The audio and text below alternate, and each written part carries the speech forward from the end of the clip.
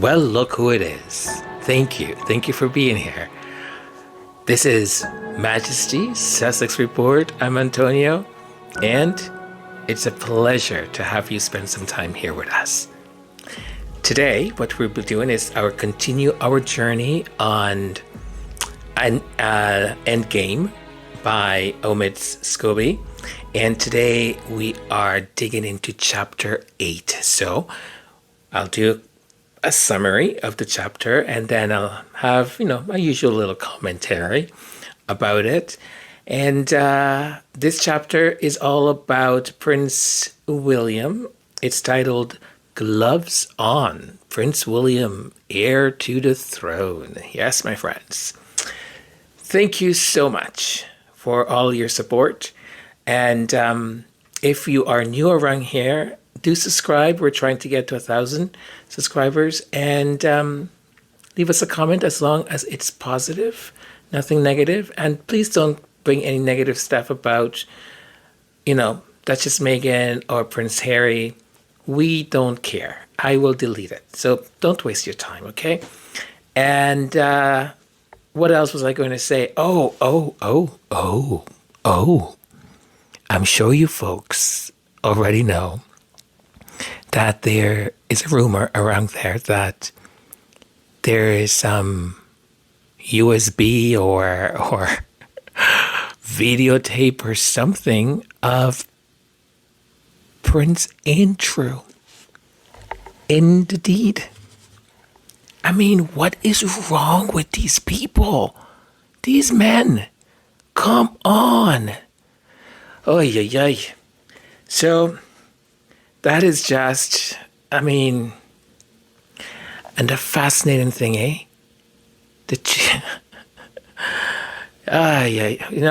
no, I'm not going to get into it, because then I'll just spend the next half an hour being a little angry monster. So that's it. As I said before, subscribe, please, and leave a comment. As long as it's all good stuff, it will stay. If it's anything negative or against Harry or Meghan, it's going to be deleted. Don't waste your time. So, let's get it on.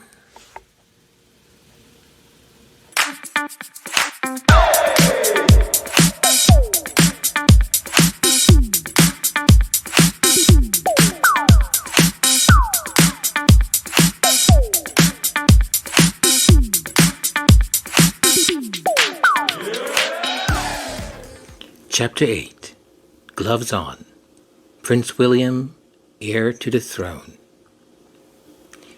We delve into the evolving public persona of Prince William, particularly in the context of allegations of systemic discrimination within the royal institution. The chapter begins with a reflective quote from Prince William from a 2016 BBC News interview, indicating his awareness of the weight of royal duty. It also referenced Virginia Woolf, Orlando, drawing a parallel to the theme of growing up and confronting illusions. A significant focus is on Prince William's response to the racist remarks made by his godmother, Lady Susan Hussey, at a domestic violence event hosted by Queen Consort Camilla, in November 2022. William's prompt and public denunciation of these comments marked a departure from the usual palace protocol and indicated his commitment to addressing issues of race and discrimination. The narrative portrays William as a crusader against racism, particularly in the world of sports and entertainment. As president of the Football Association, he actively addressed racial abuse in youth football leagues, urging accountability and action. His letter to the FA expressing deep concern over reports of racial abuse underscores his stance that racism has no place in society. William's advocacy extends to the art, as noted in his 2020 BAFTA speech condemning the lack of diversity in film and television. His efforts have seen some success, with a slight increase in diversity among BAFTA nominees in 2021, although criticism remains for the slow pace of change. Despite these public efforts, a contrast is drawn between William's public and private persona. The chapter suggests that while he is vocal about societal issues, he has not yet addressed the accusations of unconscious bias within his own family, particularly the issue raised by Prince Harry and Meghan Markle.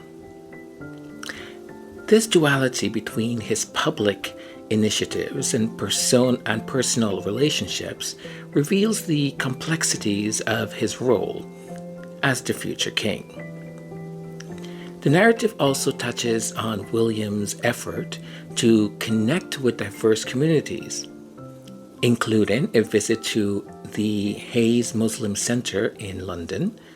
These engagements are viewed as strategic moves to modernize the monarchy and prepare for a smooth transition to the throne. However, the chapter notes that rumors and speculations about William's private life persist, particularly related to the Marquis of Cholmondeley.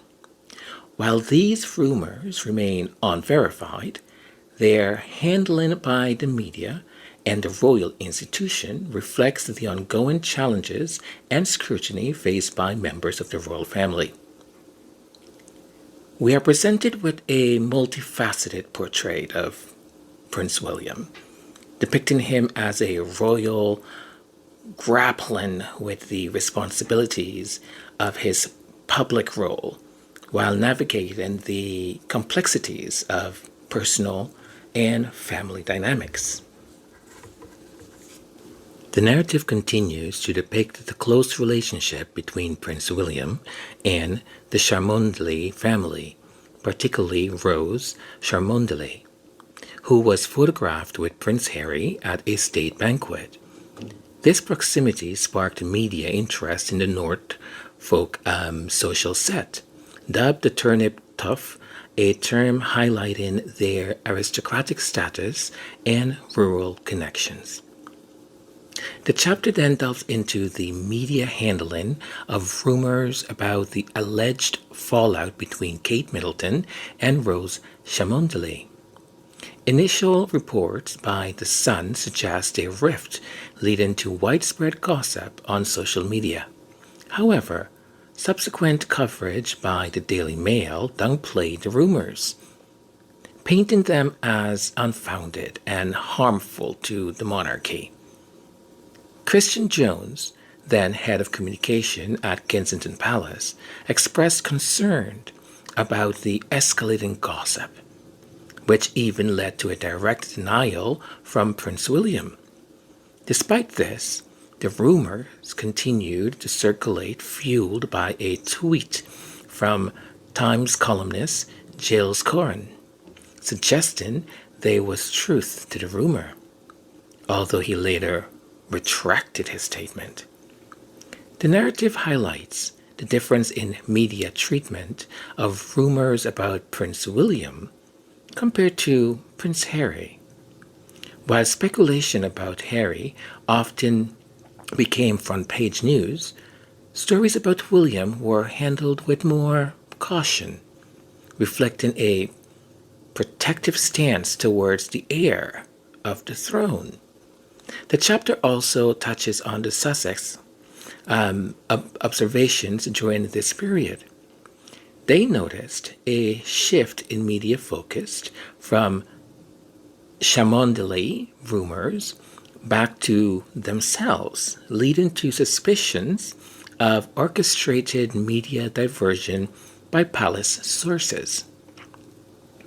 As the rumors about William and Cholmondeley resurfaced over the years, The narrative underscores the challenge faced by William in navigating his public role while dealing with private rumors. Despite the tumult, he is portrayed as a disciplined and duty-bound heir, akin to Queen Elizabeth II, fully embracing his future role as king. This gives us a glimpse into the delicate balance Prince William must maintain between his public duties and private life, amidst all these complexities of media narrative and royal expectations. Do you hear a little hint of sarcasm in my tone? Yes. Prince William's outwardly embodying the royal institution like the late Queen Elizabeth II is also shown to have a temper similar to his father, Prince Charles, well now King Charles III. This aspect of his character is highlighted through anecdotes from former aides and insiders who describe him as efficient and decisive, but also capable of sharpness and emotional volatility when frustrated or dealing with family matters. Biographer Robert Jobson notes William's fiery temper, particularly in response to issues concerning his family. The chapter also touches on William's involvement in mental health advocacy, a cause he championed alongside environmental issues and homelessness. This commitment to his cause is seen as part of his modernizing approach to the monarchy. In 2016, William, Kate, and Harry launched Heads Together, a mental health initiative which succeeded in destigmatizing mental health conversations. However, the organization's effectiveness diminished following Prince Harry's departure in 2020, reflecting a broader divide within the royal family. The narrative then shifts to the author's personal experiences with Prince William. Initially, William was approachable and engaging, but as the author's professional relationship with the Sussex strengthened, tensions with the Cambridge team emerged. This change was particularly noticeable after the household divided and the Sussex established their office at Buckingham Palace. The chapter delves into the media dynamics surrounding the royal family, particularly the handling of rumors and stories. For instance, the British media cautious approach to rumors about Prince William contrast with their coverage of Prince Harry and Meghan. This difference in treatment highlights the protective stance around the heir of the throne and the varying levels of scrutiny applied to different royal family members. The chapter continues where Prince Harry realization of the disparity in support from Kensington Palace, particularly regarding the media treatment of Meghan. The palace struggles to manage the onslaught of racist and hateful comments on their social media platform. Initially reluctant to censor comments on a publicly funded institution's account, this hesitation allowed offensive comments to remain visible for extended periods. Neil Basu, former head of counter-terrorism for London Metropolitan Police, acknowledged the seriousness of the threats against Meghan. These threats were not just online, they also translated into real-life security concerns. Yet, were not met with proportional security measures due to Archie's position in line of succession, the narrative suggests a lack of prioritization of race-related issues by the palace and its staff. The chapter then delves into the planning of Harry's and Meghan's wedding. It reveals that Harry worried of leaks from his father's office, declined assistance from Charles Clarence House staff. The palace attitude towards Meghan is portrayed as dismissive and condescending, with suggestions that Meghan should seek guidance from two black members of the royal staff due to her biracial background. This approach starkly contrasts with the treatment of Kate Middleton. The narrative also highlights the Sussexes' growing popularity and the ensuing jealousy within the royal family and palace staff. This jealousy allegedly led to a permissive attitude towards negative press coverage of the couple. Numerous false stories about Meghan, such as the infamous air freshener incident, her alleged treatment of palace staff, and the bridesmaid fitting with Kate, are cited as examples of this negative press. Omid Scobie, the author, discusses his own experiences covering the royal family, particularly his changing relationship with Kensington Palace, as he becomes closely associated with the Sussexes. His efforts to counter the negative narratives in the press put him at odds with the palace and the media. The narrative continues where Omid describes derogatory nicknames and labels used by palace insiders and the media to describe Meghan. These are tame, such as Meghan and degree wife. These terms reflect deeply ingrained stereotypes and biases, particularly amongst women of color who are often portrayed as difficult or aggressive. This pattern of behavior is not unique to Meghan, but echoes the experiences of other prominent black women like Beyoncé, Michelle Obama, and Serena Williams. The chapter discusses the reluctance of Kensington Palace to censor radically charged comments on their social media platform, leading to a proliferation of hate speech and threats against Meghan. The failure to effectively manage these comments is indicative of the institution's lack of preparedness to deal with issues of race and online abuse. The narrative then shifts to the media's handling of rumors and stories about Meghan, highlighting the double standards in the palace response to negative press coverage. For instance, when stories emerged about staff departure and alleged difficulties with Meghan, Kensington Palace refrained from commenting, allowing negative narratives to persist. In contrast, when positive briefing about staff were shared, the palace was quick to defend and clarify. Scobie reflects on his own experiences as a journalist, covering the royal family, noting a shift in his relationship with Kensington Palace as he began to report more objectively on Meghan's experiences.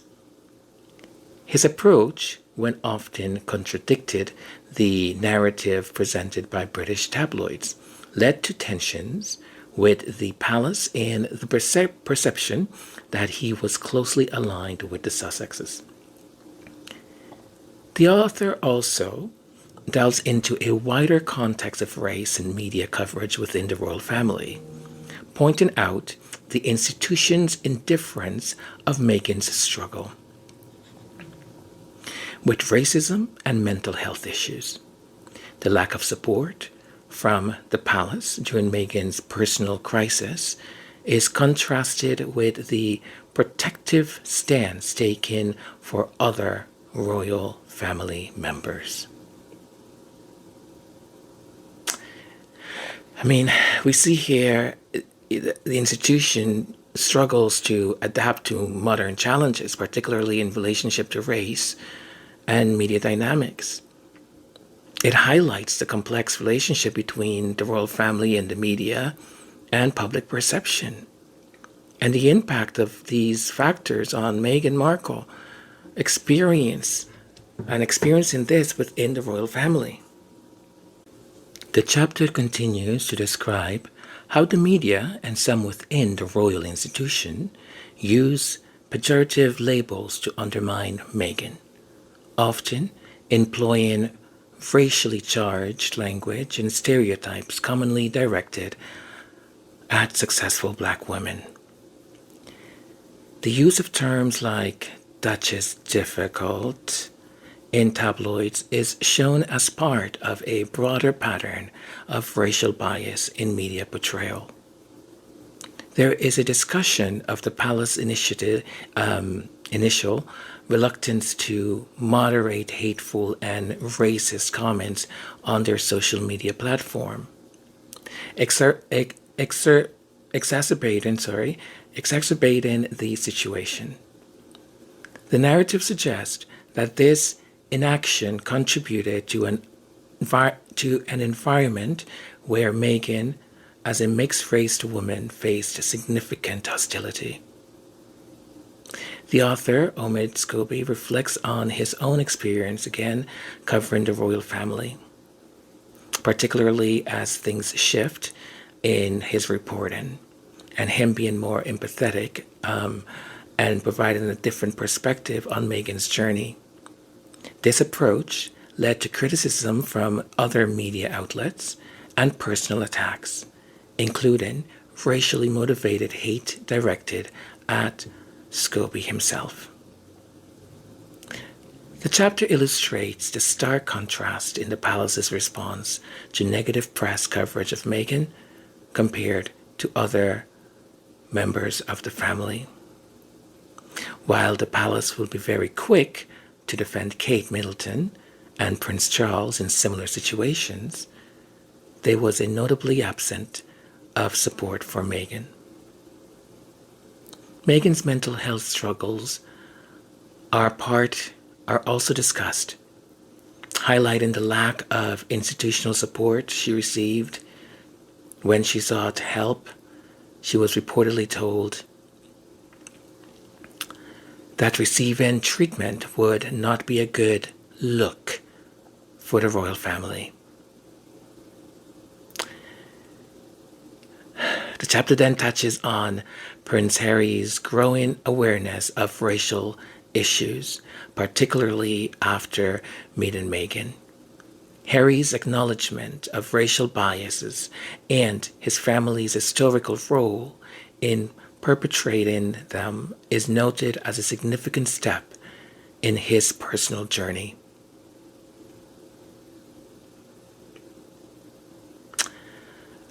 Following the interview,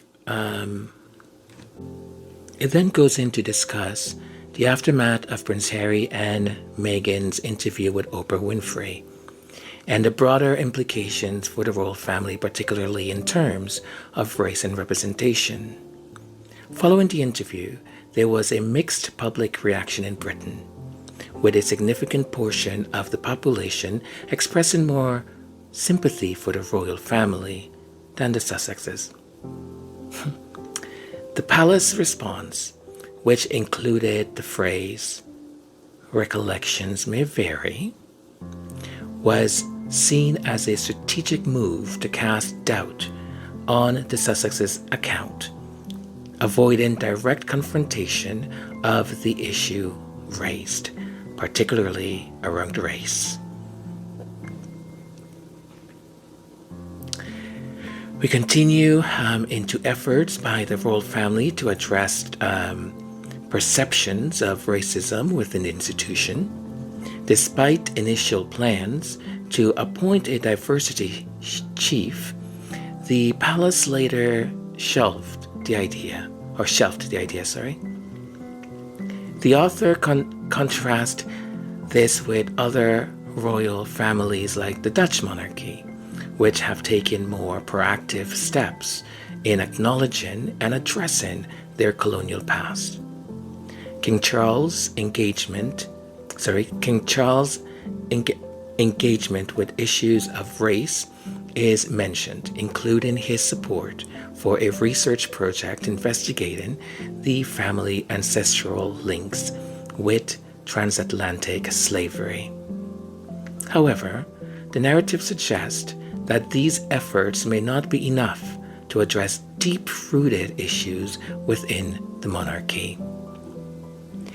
The author also discusses the disparity in the palace response to negative press coverage of different members of the royal family. While quick to defend Kate Middleton or Charles, there was a notably lax support of Meghan, as I said before. The narrative underscores the slow pace of change within the royal household in terms of diversity, both in employment and in senior positions. It suggests that the monarchy approach to diversity and representation remains superficial and incremental, lacking the revolutionary change needed to align with modern societal values. It concludes with a reflection on the significance of Meghan's role in the royal family, her treatment by the institution, and the missed opportunity for the monarchy to embrace and support her as a symbol of progress and inclusivity. Oh boy. So that concludes the summary. And I have some reflections.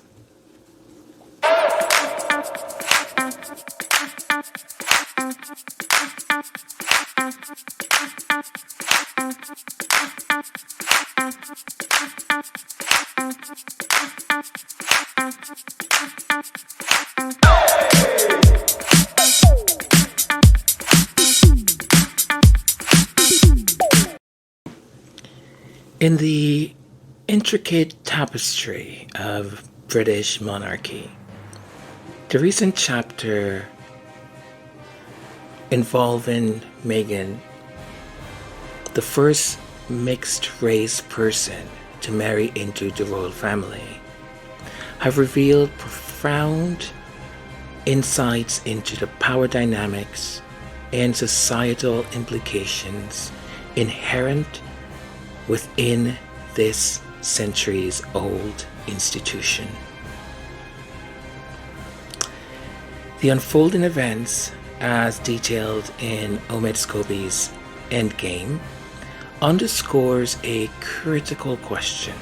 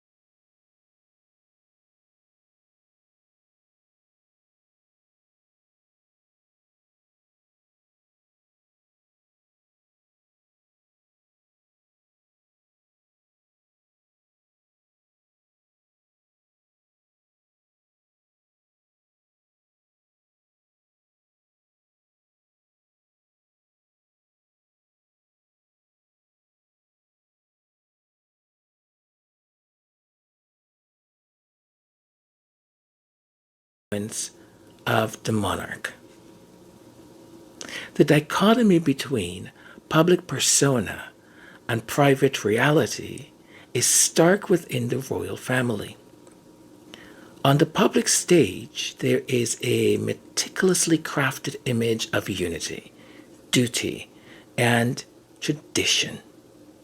However, behind closed doors, as revealed in the treatment of Meghan Markle, there exists a chasm between this facade and the lived experiences of the family members.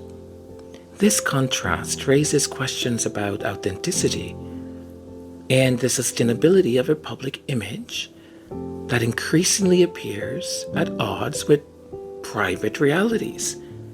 In a world that values transparency and authenticity,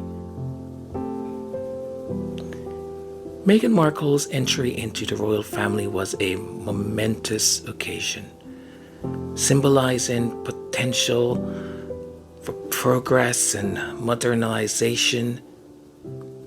However, her subsequent treatment and the institution's response, or lack thereof, to the challenges she faced have far-reaching implications.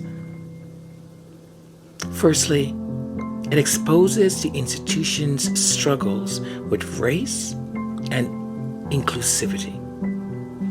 Meghan's experiences and the institution's tepid response to issues of racism have highlighted a gap in understanding and addressing racial dynamics, not just within the monarchy, but in broader society. This situation has inadvertently fueled conversations about race, privilege, and the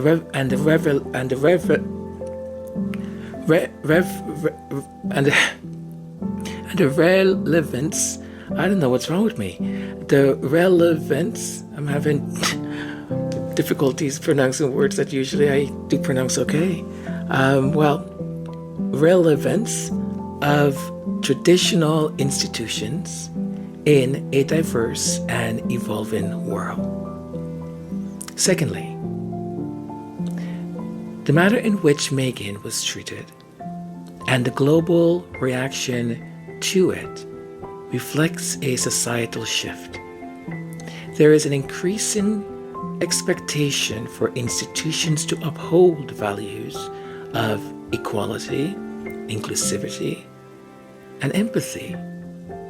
The royal family's handling of the situation with Meghan was seen not just as a family matter, but as an litmus test for how modern institutions should respond to issues of race and diversity. In conclusion, the power dynamics within the royal family, the dissonance between public persona and private realities, and the treatment of Meghan Markle have significant implications. They serve as a mirror, reflecting societal expectations and the need for traditional institutions to evolve. As the monarchy navigates these complex waters, its actions or inactions will continue to be a test for societal values and the demand for change in the 21st century.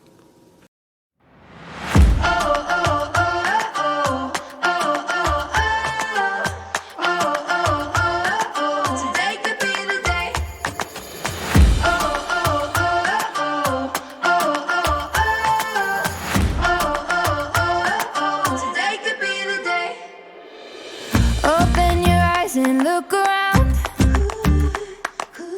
So many new things to be found. place where you can go, where there's no one to tell you yes or no. If you just look into your heart, you will find there.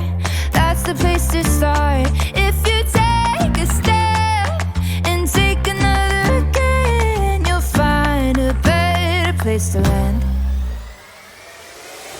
I know that it can be there someday. You've been waiting for. I know this life can be that one life you've been dreaming of. Today can be the someday. Today can be the one day. Today can be the someday you've been dreaming of. Today can be the someday. Today can be the one day. Today can be the someday you've been dreaming of. Oh, oh, oh, oh, oh, oh, oh, oh, oh, oh. Today could be the day. Oh, oh, oh, oh, oh, oh, oh. Today could be the day. Open your hands and feel the air, and let the wind's voice take you there. Come feel the change, it's in the breeze. And if you let it, oh, it'll make you free. I know that it can be there someday. You've been waiting for. I know this life can be that one life you've been dreaming of. Today could be the someday. Today could be the one day. Today could be the someday you've been dreaming of. Today could be the someday. Today could be the one day. Today could be the someday you've been dreaming of. Oh, oh, oh, oh, oh, oh, oh, oh, oh. Today could be the day. Oh, oh, oh, oh, oh, oh. Today could be the day. If you just look into your heart, you will find there. That's the place to start. If you take a step and take another again, you'll find a better place to land.